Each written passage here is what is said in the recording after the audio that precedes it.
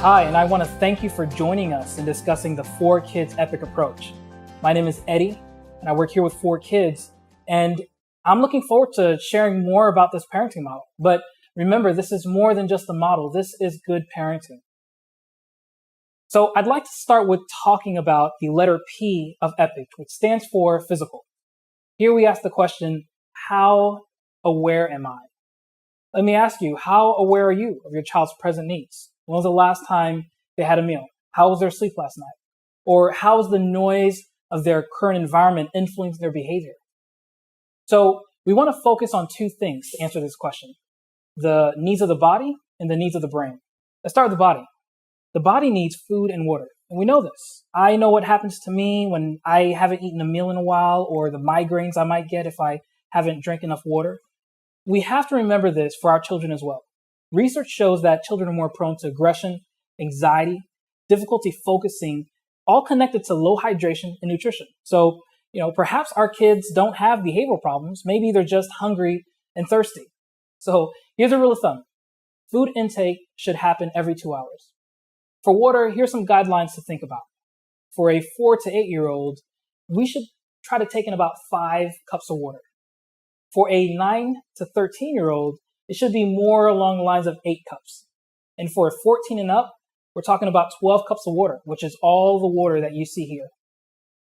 So let's move on to the needs of the brain. Think about the last time you were at a grocery store and you walked by one of the aisles and there was a little guy or girl completely screaming their heads off. And, for some of us, that was our child, right? But we can probably guess that they're falling apart because they were denied the candy bar or the sugary cereal that they wanted.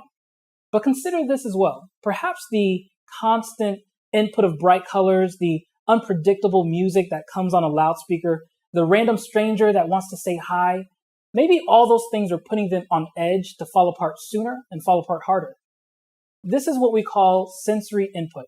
The brain has a lot to process depending on who your child is. And they may or may not be able to handle too much input. So one of the best things we can do is learn who our children are and learn how they handle different types of sensory input. So let's take a look at our 0 to 100 chart to map out how we're going to address the needs of the brain and body. All right. So of course we had our line, a 0, we had our 100, 20 right about here, and then 80. So let's start with looking at what's happening 0 to 80. And I'll tell you, this is a phase where we always want to remember, bring them water as needed and give them food every 2 hours. One of the key things that we want to focus on in this phase is sensory activities.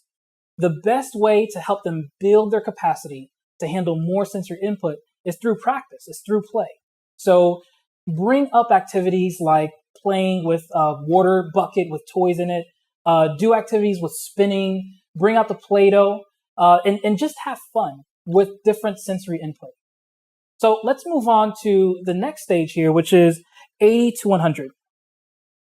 Now we know that this is where our children are feeling out of control. They're out of control of the situation, but they're also out of control of themselves.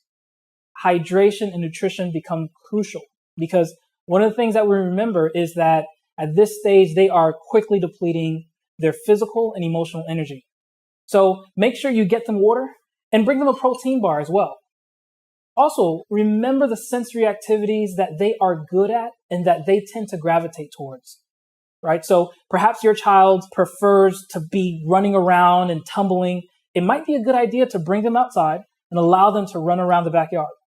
Perhaps your child can't handle too much sensory input. You may want to bring them to a room and dim the lights down and allow them to sit in a calming environment. It's said that a person doesn't care how much you know until they know how much you care.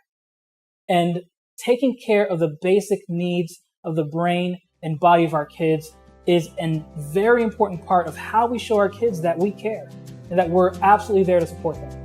If you need additional support, feel free to give us a call here at 4Kids. Thank you for watching.